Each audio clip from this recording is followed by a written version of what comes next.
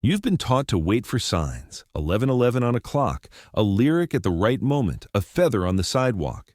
Stop waiting. The universe isn't sending you permission slips. It speaks through the one instrument it always trusted, you. Not later, not once you see proof, now. The signal is already moving through your body, your breath, your attention. When you learn to hear it and act before your mind demands guarantees, reality stops stalling and starts aligning. This is the flip most people never make. They outsource authority to coincidence because it feels safer than trusting themselves. They say, if the numbers repeat, I'll go. If I hear that name, I'll text. If the universe wants this, it will send a sign. But signals aren't outside you. They originate inside you, and then the world echoes your choice. Synchronicities aren't green lights for movement. They are the confetti that falls after you move. Think about your best decisions, the ones that opened everything. The logic didn't arrive first. A calm certainty did. It felt like your chest widened, like noise dropped out of the room, like your next step existed before you took it. That wasn't luck. That was coherence. Your inner state matching a timeline already present in the field. When you moved, reality organized around that signal. Doors didn't convince you to turn the handle. You turned it, and the doors swung. Here's the mechanics beneath the poetry. Your brain is a prediction engine, not a camera. It filters the present through the past and tries to keep you inside what it recognizes. Meanwhile, your body picks up microsignals your mind hasn't labeled yet. Tiny shifts in breath, temperature, posture, a sudden ease in your heart rhythm. Research suggests intention can reorganize attention, and attention reorganizes behavior. When your state becomes coherent, you broadcast a clean frequency. The field mirrors it with reliability that feels like fate. Contrast this with sign chasing. You wait, you hesitate, you bargain with the sky. The more you delay, the more your nervous system learns hesitation as safety. You scroll for meanings instead of making meaning. Even when the numbers flash, you don't move because the habit is doubt, and you've trained doubt into your body. Chasing proof collapses the old probability again. Broadcasting certainty selects the new one. So what does it mean to let the universe speak through you? It means you stop waiting for permission and start practicing precision.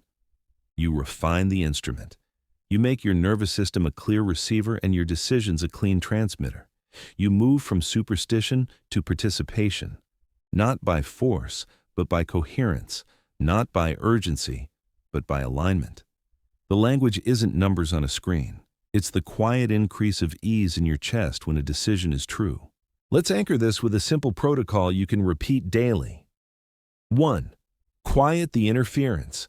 Breathe slower than you think you should and let your exhale lengthen until your shoulders drop on their own. 2. Attend to sensation over thought. Ask, does this path expand me or constrict me? Expansion feels like softness, space, and steadiness. Constriction feels like rush, pressure, and explanation. 3. Act while the signal is clean. A small step taken quickly locks the alignment before doubt reclaims the wheel. If you want a story, here's one that might feel familiar. He kept asking for a sign to change careers. He got them. Billboards, numbers, random advice from strangers. But he stayed. One morning, he stopped negotiating with omens and asked his body instead. When he pictured the new path, his breath deepened. When he pictured staying, his throat tightened. He sent one email that day. 2 conversations opened. Within a month, an offer matched the feeling he had already chosen. Notice what didn't happen. Fireworks, trumpets, a cosmic announcement. The leap arrived quietly because identity had already shifted. In physics, selection looks instantaneous, one state, then another. In life, it feels like a morning where fear is simply absent.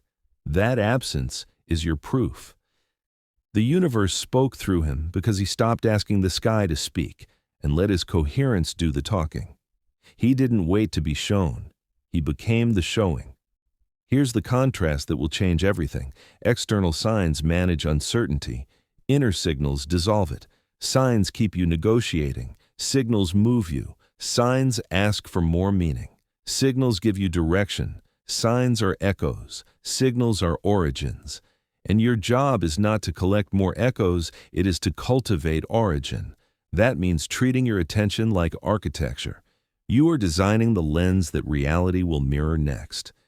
If your past has trained you to distrust yourself, begin here. Borrow neutrality. You don't have to believe every feeling. Simply notice which ones repeat when you are most at peace. Patterns that appear in quiet are reliable. Patterns that appear only in panic are noise.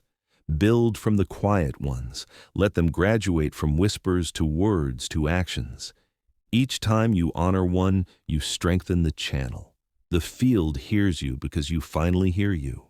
You don't need another omen. You need ownership. Ownership of your gaze, your breath, your state, your next small step. Make a new agreement with yourself. I don't delay for signs. I decide from alignment. I don't beg for permission. I broadcast coherence. I don't chase echoes. I become the origin. Write it, speak it, live it for one ordinary day and watch how the ordinary begins to rearrange itself around your new baseline. If you want a declaration to anchor this shift, type it now where you can see it all day.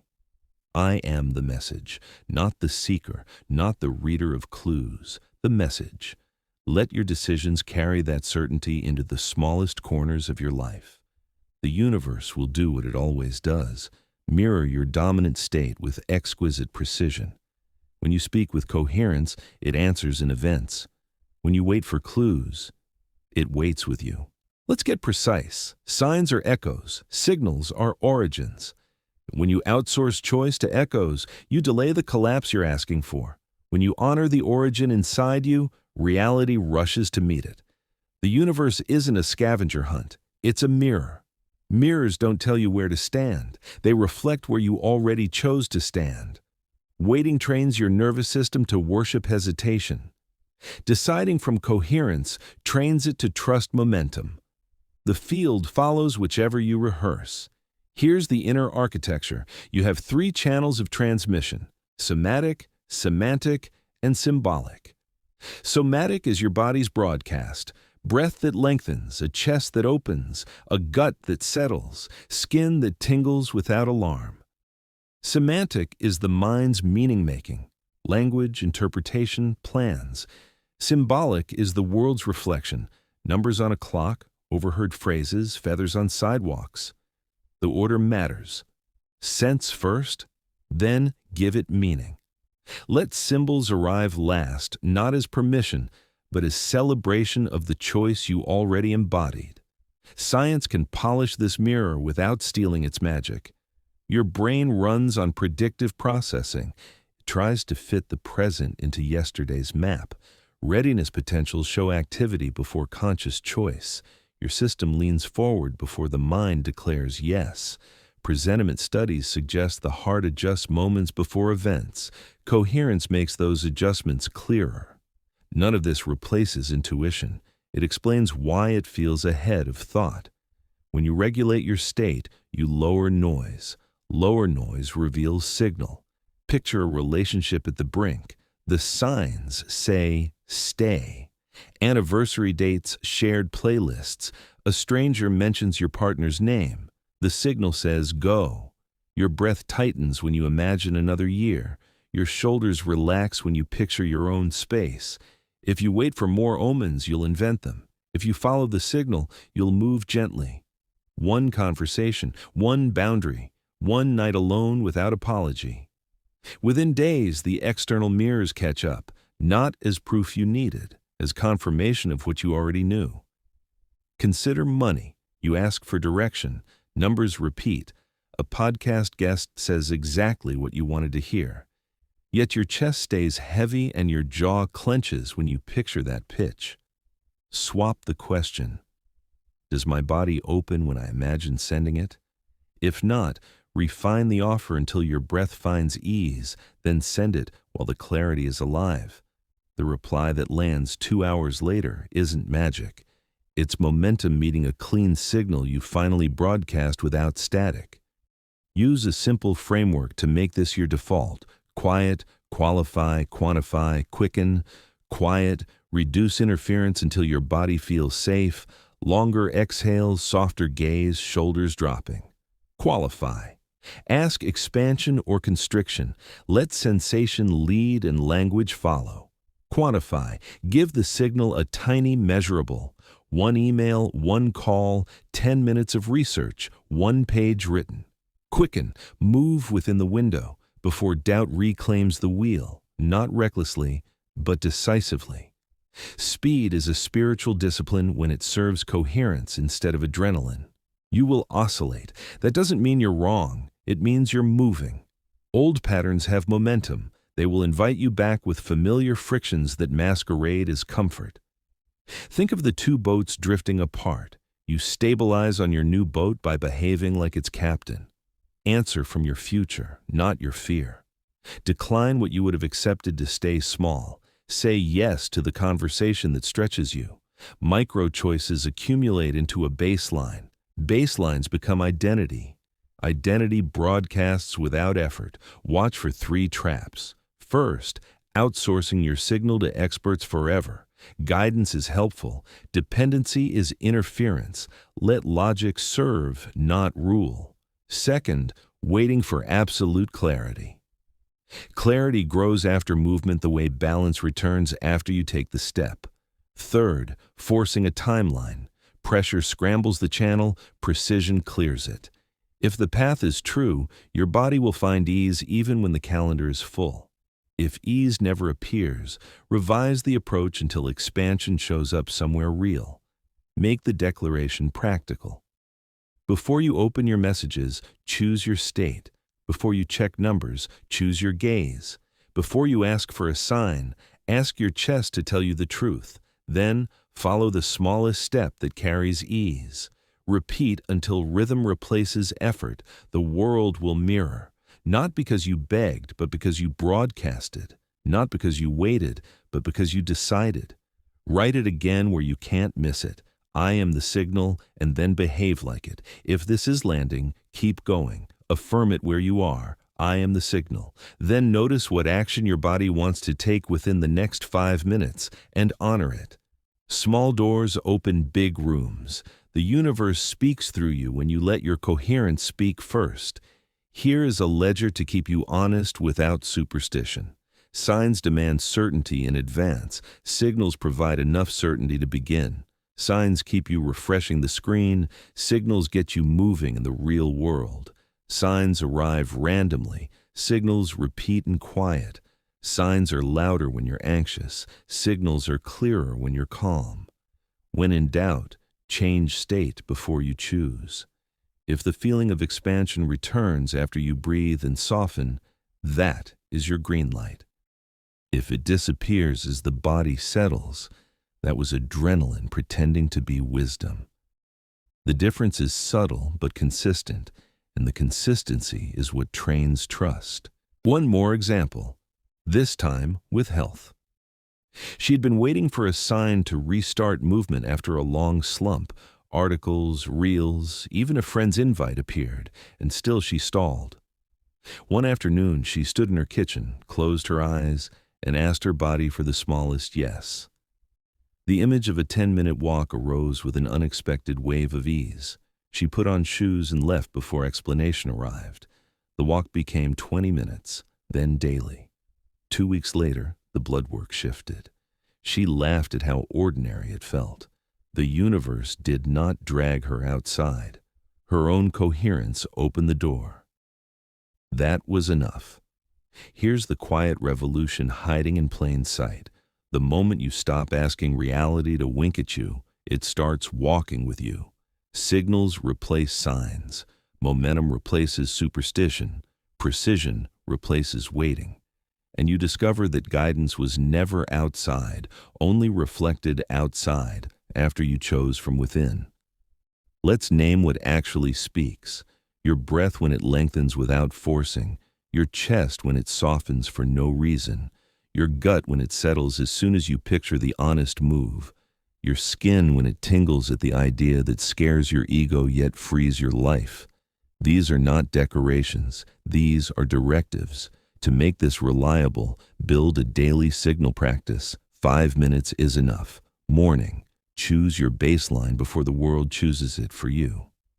Noon, recalibrate so decisions don't come from fatigue. Night, harvest lessons so tomorrow's signal is louder. In each window, do 3 things: quiet, listen, move. Quiet means lowering interference until your body believes you. Extend the exhale, unfurrow the brow, let the shoulders drop of their own weight. Listening means placing attention on sensation before narrative. Expansion or constriction, space or pressure, ease or explanation. Then move, a micro-action executed while the signal's clean. You'll notice a pattern. Signals repeat in quiet, signs multiply in anxiety. Signals bring ease quickly, signs demand decoding endlessly. Signals make you braver in small ways immediately. Signs make you better at postponing. One builds coherence, the other builds superstition. Choose which skill you want to master. Let's dissolve 3 myths. First, if I stop looking for signs, I'll miss my chance. Reality isn't stingy, it's responsive. When you move from alignment, windows widen. Second, intuition must feel dramatic. Most true signals feel ordinary, like calm competence. Third, I need guarantees. You need enough coherence to begin.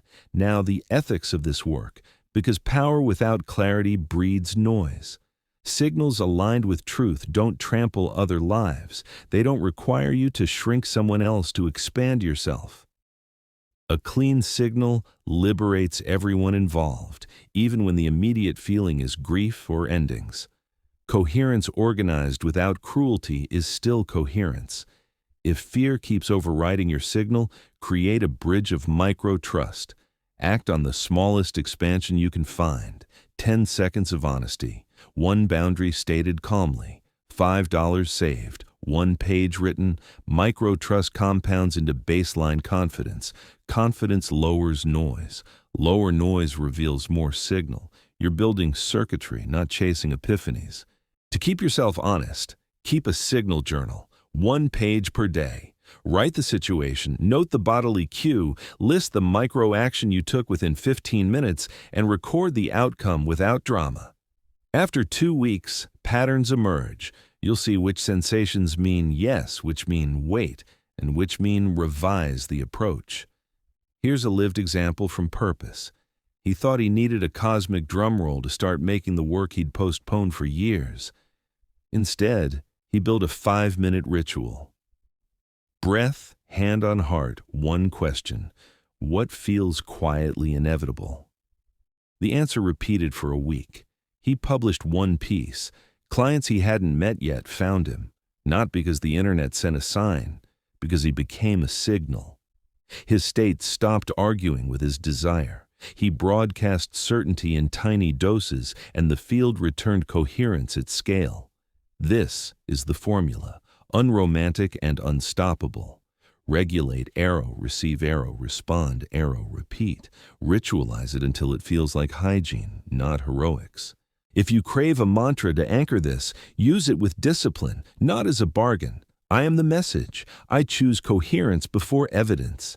I act from expansion, not explanation. I honor quiet certainty more than loud coincidence. Write it, whisper it. More importantly, behave it, especially when old patterns plead for 1 more delay. What about timing? When the heart is coherent and the chest is open, speed serves you. When the body is braced and breath is shallow, slowness is wisdom. Learn your rhythm. Quick when clear, patient when foggy. Signals honor physiology. Honor it back, and you'll stop confusing adrenaline for guidance and stillness for apathy. Your environment can either amplify or scramble the channel. Curate inputs that match the state you're cultivating. Music that steadies your breath, conversations that respect your sovereignty, spaces that invite presence. Reduce performative checking, metrics, messages, mirrors when you're tuning a decision. Visibility can wait, coherence cannot. Protect the origin, and the echoes will take care of themselves. Expect resistance from the part of you that equates safety with sameness. Thank it for its service and keep choosing from expansion. You're not destroying protection, you're upgrading it. Real safety grows when your actions and your truth stop competing. That harmony is felt first in the body, then seen in the calendar, then counted in outcomes. The culmination of this practice is a new identity. Not seeker, not skeptic, not sign collector, but transmitter. Transmitters don't argue with reality. They specify it with who they are being. They don't demand proofs. They produce coherence. And coherence is persuasive. Opportunities, allies, and synchronicities cluster around what is already steady, because steadiness is easy to mirror. So here is your integration vow, simple enough to repeat under pressure.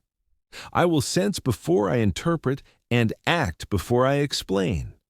I will choose the smallest honest step and take it while my chest is open. I will treat signs as celebration, not permission.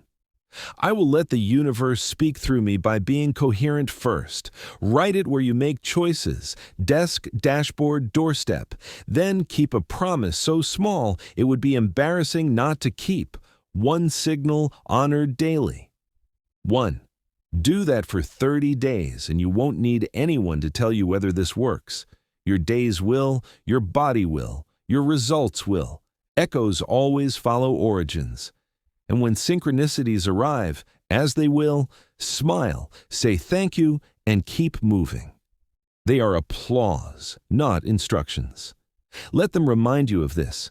The universe didn't finally speak. You finally listened. You became the message. You became the voice you needed today.